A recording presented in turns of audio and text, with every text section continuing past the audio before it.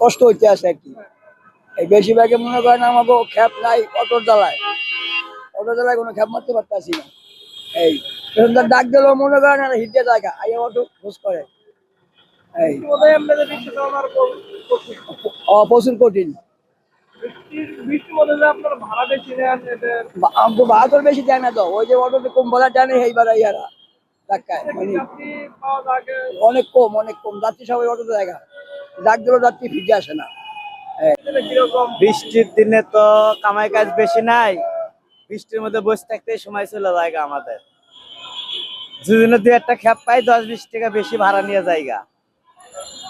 হ্যাঁ, যাত্রী তো বেশি, বৃষ্টির মধ্যে যাত্রী বেশির জন্যই তো ভাড়া বেশি।